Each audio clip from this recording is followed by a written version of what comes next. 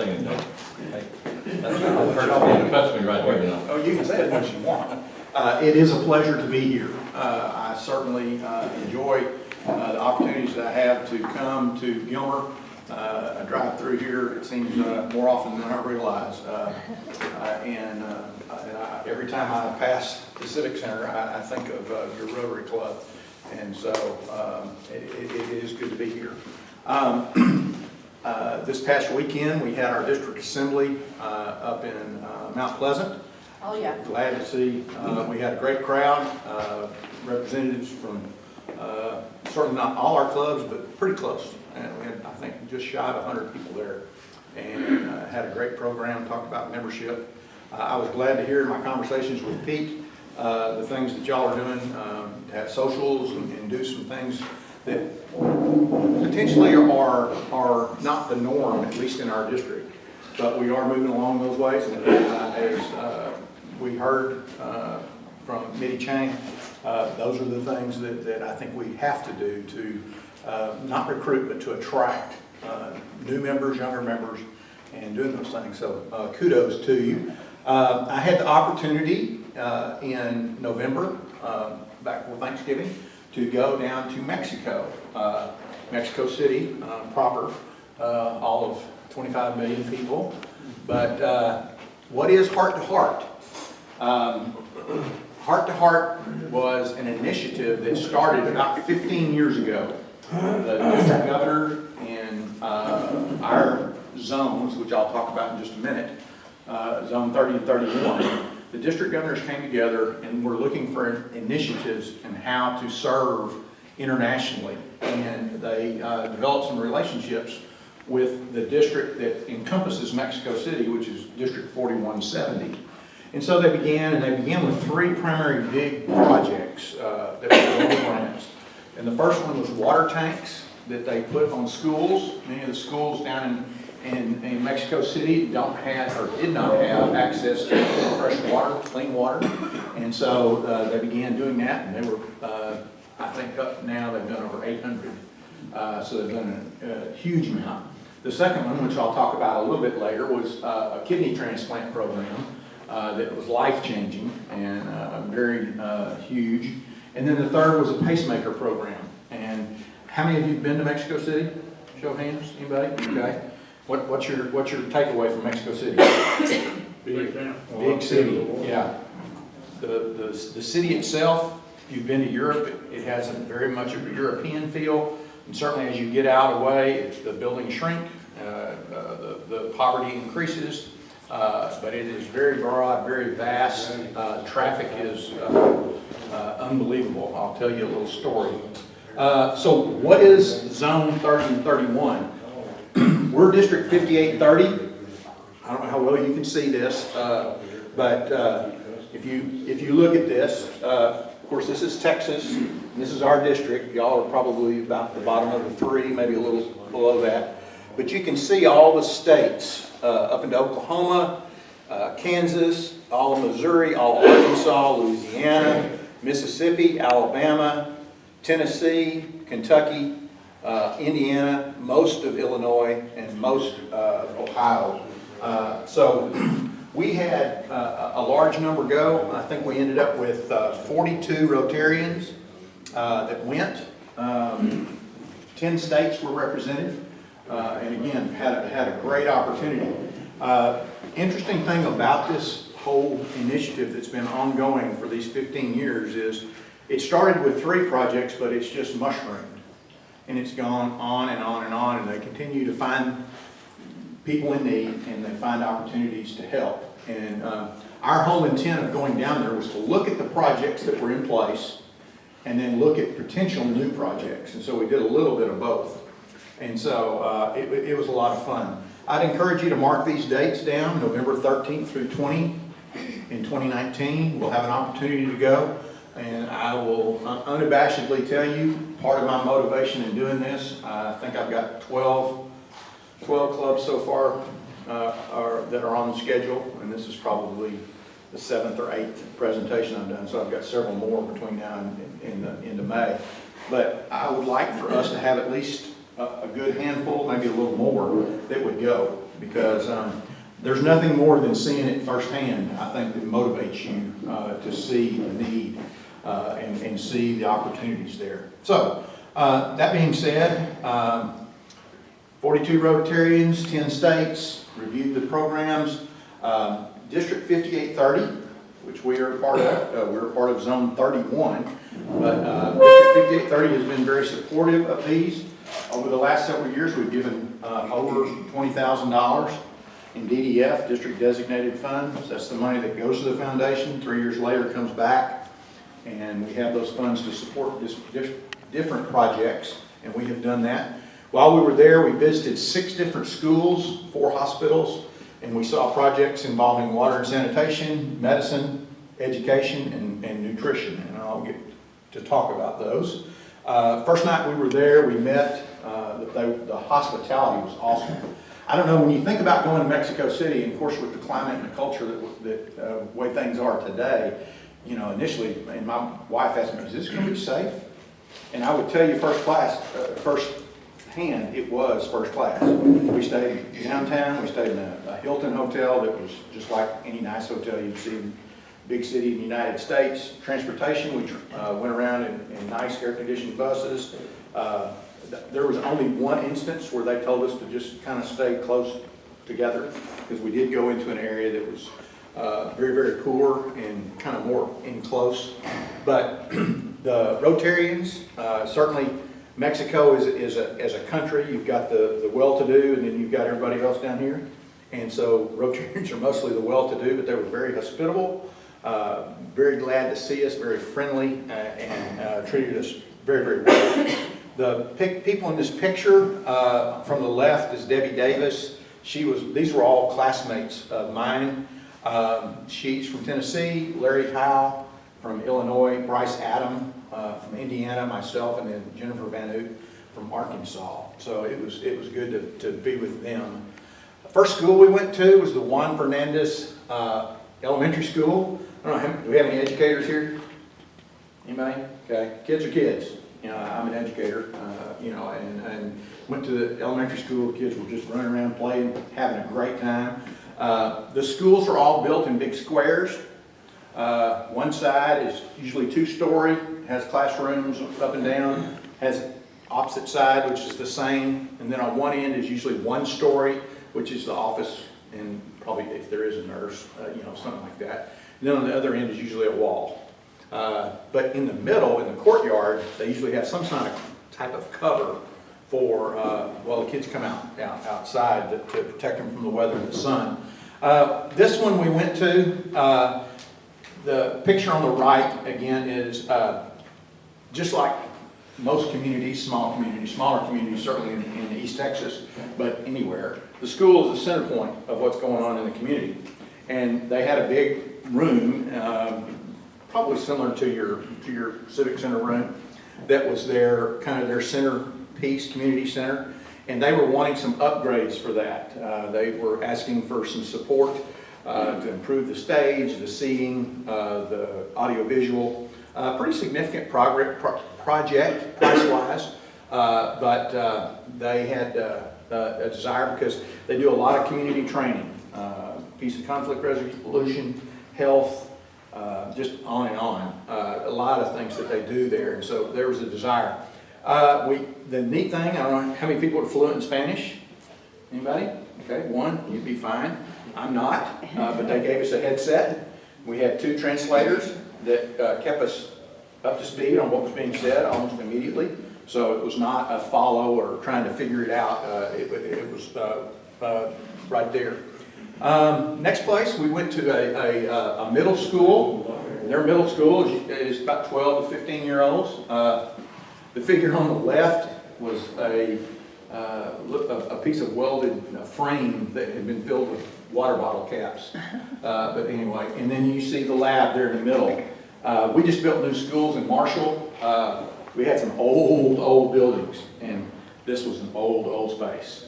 The teacher, bless her heart, was trying to teach the kids, but I have a sneaky suspicion that she was probably having to tell them about the experiment instead of letting the kids do the experiments. And that's just not a real effective way for kids to learn. And so they look very formal in their jackets and whatnot. On the right side, I realize it's kind of small, but you can see we had a large number of Rotarians there that were in the room, and pretty interesting. Then we went to another elementary school. Again, you can see the murals. Everyone had murals on the bottom right. You can see the play area that's covered. They had a big room, probably about this size, and there was a project request for computers and the necessary things to help support and improve the educational opportunities there. It's probably about a $40,000 project. And I would say, going back to the chemistry project, there's already a club in another district that has taken care of that. So that's already, it was about a $15,000 project. And the thing I forgot to mention, we don't ever have this problem in East Texas with kids dropping out, but they seem to have that problem in Mexico, and I say that with tongue in cheek. But one of their goals, many children today, and it's probably always been this way, they go to school not because of what they're going to learn in the classroom, but because of the opportunities they have in extracurricular activities, sports, band, CTE, whatever. And so their desire was if we could, I say we, some Rotarians from America, United States, could provide some musical instruments, band instruments, because they were going to try to build a band to keep those kids in school. And again, that's already been taken care of, but that was pretty ingenious, I thought, a good thought process and something that we could do. Probably one of the more touching visits we had, we went to the San Mateo Special Needs School. Again, this was pretty neat. You can again see the mural there. Teaching kids with special needs how to work in the food service industry. And they had some equipment that was pretty nice. It's nice coolers and things like that. But they needed more serving tables, like you have on the bottom left, and they certainly needed a new oven and stove configuration. And so that was there. In the bottom center, it's kind of small, but in the middle of the courtyard, they had a basketball goal. And of course, the guys got out there and played basketball with them, and they just had a big time. Very much and love that. In the top right, the lady in the center, she's the teacher, and she was sharing the needs, but also the things that they were able to accomplish with those kids. I forgot to mention, this first day, when we left the hotel in the morning, about 8:30, we rode on the bus out to those elementary schools and the middle school that I just showed you, about 25 miles. And it took a little over 2.5 hours because of the traffic. It was pretty amazing. But we went out, the village or the community is called Toluca. If you look it up on the Google Maps, and if you back up far enough, it'll pop up. But then after we visited those schools, we went to another little community about 20 minutes further away called Joquacingo. This was the area, or in the area, that was hit very hard by the earthquake in the fall of 2017. This is the church on the left. You can still have the scaffolding because you can see some cracks up on the ceiling. And what Rotary did when this happened to try to assist was they approved a global grant for the equivalent of what we would call tiny houses. Pre-manufactured homes that were very easily to assemble, I say easy, relatively easy to assemble. About 475 square feet, had a living space, a bedroom area, and then a small kitchen, bathroom kind of combination. One on the left, you can see the water deal. The problem is these people, where they live, they don't own the land. They might own the house that's on the land, but the way it's set up there, the land is either owned by the state or by people other. And so a lot of difficulty. And it's also, I don't think it's what we would call expensive, but it is relatively expensive to them because of the poverty to pay for the connection. I think it's about $100 to connect to the sewer system. And then it's about a year's worth of water payments, water bills is about $400. And so the Rotarians in our group, we passed the hat and we paid for the connection and for the water bill for this one house. And then later we walked down a little further, you can see some of the damage on the left. And then you can see another house. It's in the process of being built. The supplies get delivered. One of the biggest challenges is having enough carpenters that know how to put them together. And so that's there. The two girls that you see here in the center on the bottom right were our translators. And so, again, it was good. They made things very easy. The house on the left is one that was built a while back. And of course, the people, when we came and showed up, they were extremely hospitable. Oh, come in, you know, thankful, glad to see Rotarians and whatnot. You can see one of the lots that has a garden and up on the hillside. And then I just took a picture of that. It had the Mexican flag, but then I noticed that it had a door coming out onto a balcony and there was no railing. I thought that was a little unique. But anyway, the next day, the next morning, and this was the time that they told us to stay in the group, don't leave any valuables on the bus, but we drove for quite some time and we came to a community and we visited what was called the tortilla. We did see there was tequila, I will say that. But we went to the tortilla factory. Brief story to this. We came in on it's 2 floors. I don't know. They had been in this building only a short time. I say less than a couple months. So it had been other places. But 30 years ago, a Rotarian decided or figured out that kids were not going to school because they were hungry. Y'all don't have that problem in Gilmer, I know, like the rest of us, but kids they didn't have enough to eat, so they wouldn't go to school. And so his solution was, well, we'll start cooking tortillas and we'll feed them. And so they feed about 200 kids in the morning, and then it evolved to also feeding them lunch. And now it's evolved to not only do they do that, but they cook some extra and they sell it at a very discounted price to the community, to the ladies that come around. And they use that money to help sustain the project. So that was pretty cool. You can see built up on a hillside and whatnot down the bottom left. Rotary's been involved for quite some time. I don't know if it's the full 30 years. But again, that's 200 kids that are kept in school that quite most likely would not be in school. They would be attracted to go do something else, maybe not legal.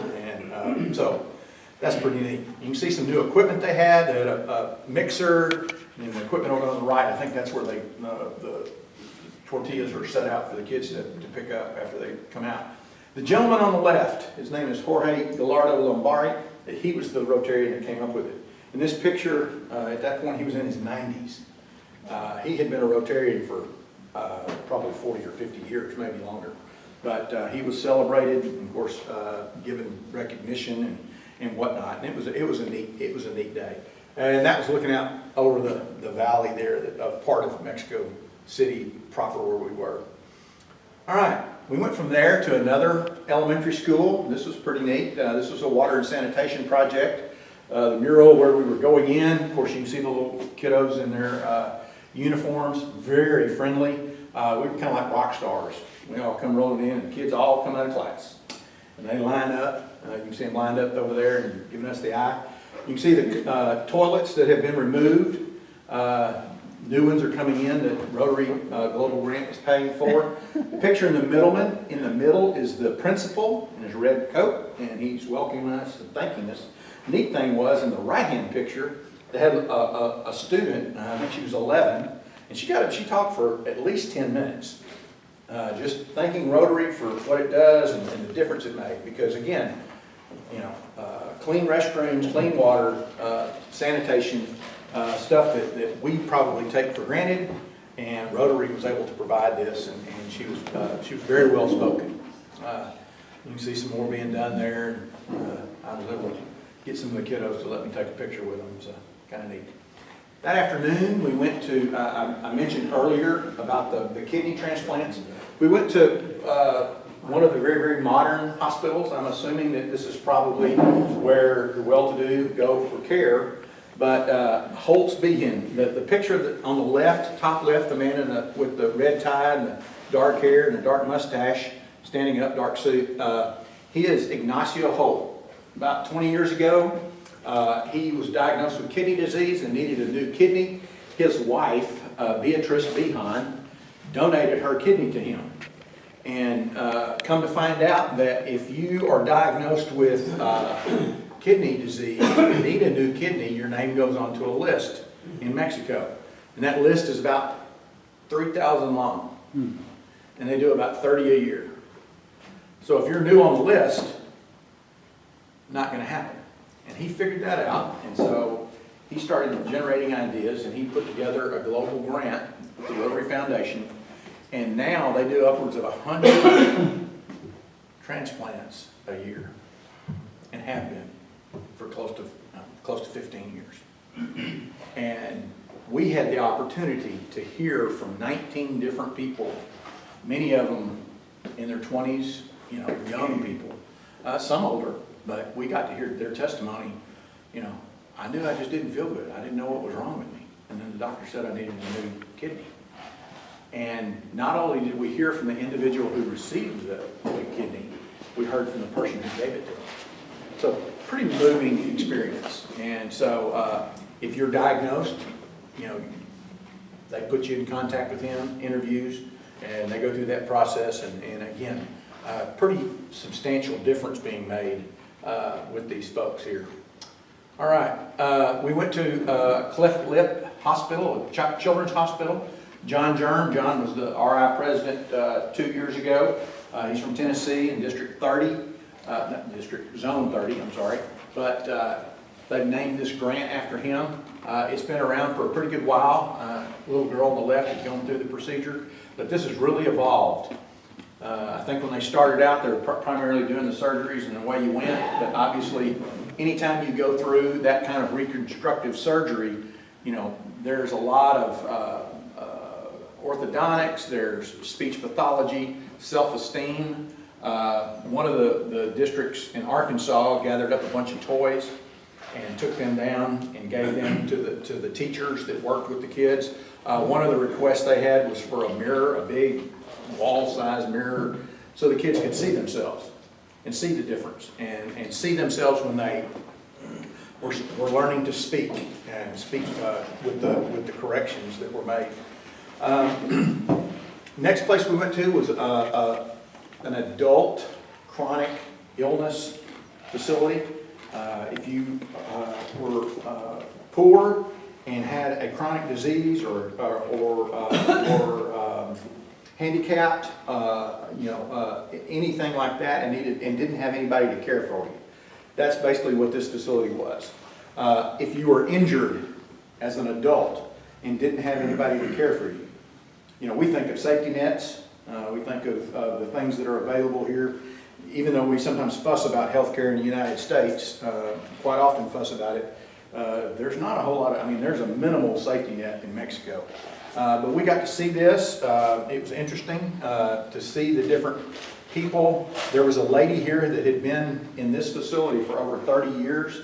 She was a para-Olympian in table tennis. And I don't think she won a gold medal, but she had actually got to go to Greece and compete a number of years ago. Man on the left, he was in the rodeo and had a spinal injury, and he's lived his life there and whatnot. But they obviously have to take them to other hospitals. You can see the quality or the lack of quality of the ambulances. Rotary does not allow the purchase of vehicles, so it's not like we can have a grant for a new ambulance, but there were the potential for some things that we could do to fix and upgrade the back and those kind of things. Went to another child and maternal health, again one of the areas of focus of Rotary, babies and some mothers and the care that was provided for them. On Sunday, the trip was Wednesday to Wednesday. We traveled on Wednesday and we came back on Wednesday, so in between. On Sunday we had a little free time, and so they allowed us to kind of do what we want. We had about 8 or 10 guys and we went to the bullfight. How many people have been to a bullfight? Does not turn out well for the bull. A lot of pageantry. You can see the big crowd. This was opening night and all that, but we stayed about half of it and said, let's go. So anyway, again, the gentleman in the top left, you can see Ignacio Holt. To his right is Ron Apoon. Ron is I don't know that there's a CEO or lead, well, there is a lead person, I don't know what this title would be, but he's really the ambassador for Heart to Heart, and has a big commitment and has a strong heart for the service and the opportunities. And so he's been very influential and helpful in working, trying to increase our involvement. It's one of the churches downtown. I did go to church with a friend of mine. We went to one of the masses. He was Catholic.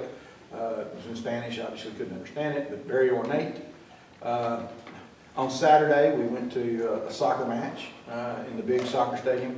You remember in the fall, the NFL was going to play the Kansas City Chiefs and the LA Rams. I think they were either undefeated or one loss, and they were supposed to play in Mexico, and the field was not in good enough shape, which I would concur. Very old stadium. Tell some stories about that. But, we went to, I think, 3 different Rotary Club meetings. Of course, again, like I mentioned earlier, their hospitality was exceptional, very friendly. Why would you want to be involved? And I've shared this with all the clubs. You know, each club has to decide amongst its membership how they want to be involved. And I would highly encourage every club to be involved internationally to some degree. You know, it says Rotary International, it doesn't say Rotary Local, but I fully understand the needs that we have right here that we need to take care of, whether it's in our schools, whatever. And there's a variety of things we can do. But I would ask every club amongst their membership to ask and say, what could we do? And somebody says, well, how much? Well, the numbers I always think about 90% local and 10% somewhere else, whatever that is. The beauty of this is it's easy. A lot of times when you think about grants, you think about the difficulty of filling out the paperwork. These are already filled out. Very rarely are there much. You're just kind of tagging along with others. I am, and we are, the Longview Club is actually going to take the lead in a project down outside of, in Guadalajara, to the west of Mexico City as a result of this presentation. But they're using some grant money that they have. But again, fairly simple. I think the exposure, Saturday at the district assembly, we were talking about attracting younger members, attracting any kind of members. Some people are interested in, and if you're able to tell them, well, we do this internationally. We do this. And again, I don't care if it's $100 or $1,000 or $10,000. The fact is you're involved. And you're involved with other clubs in our district and other districts, and I just think that speaks well of us as Rotarians.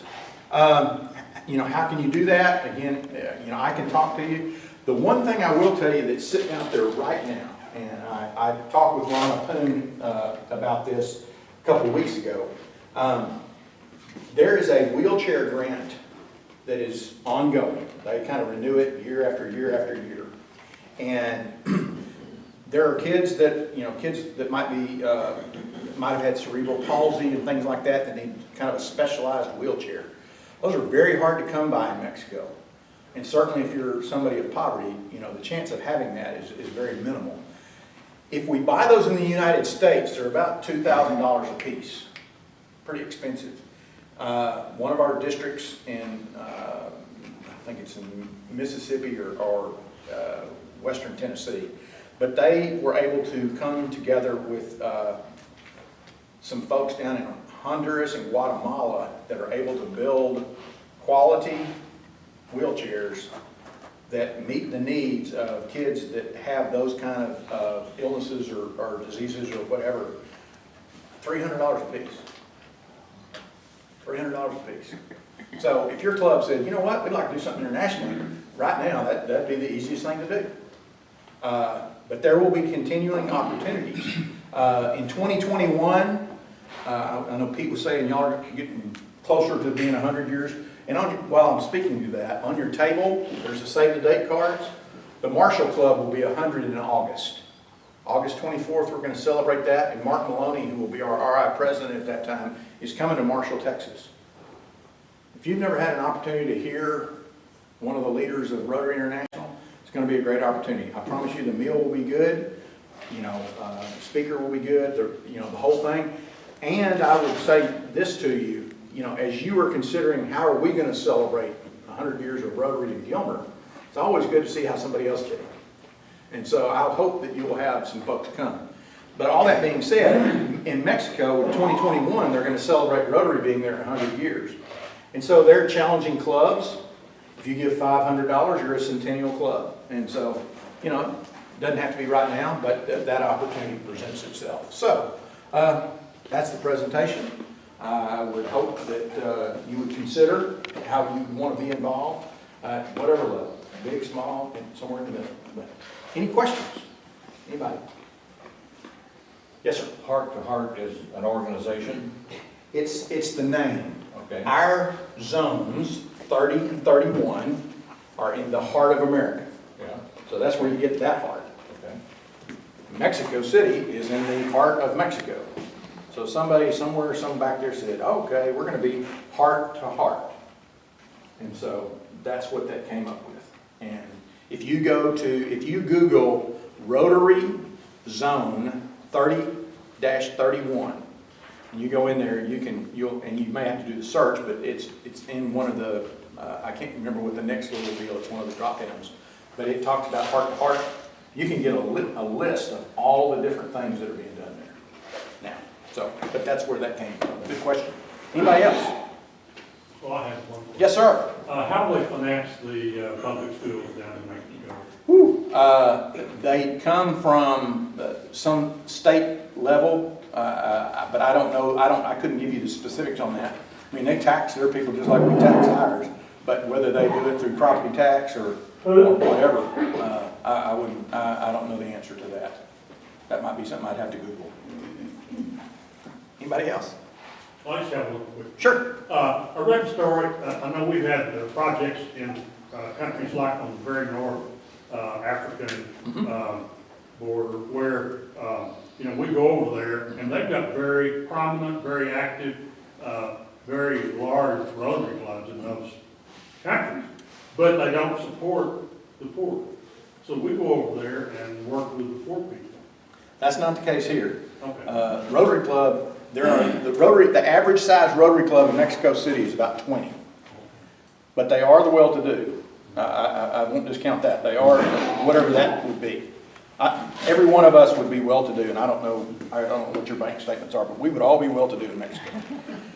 We can feel comfortable with that. But they are doing quite a bit, because that was one of my questions. How engaged or how involved? Well, one, they're doing most of the paperwork. Number two, they're identifying, but they're also contributing. They have a foundation down there. They have a District 4170 foundation that helps support a lot. The realization that I came to, the need, if you've ever been to a third world country, if you've ever been to, anybody ever been to Africa? Yeah.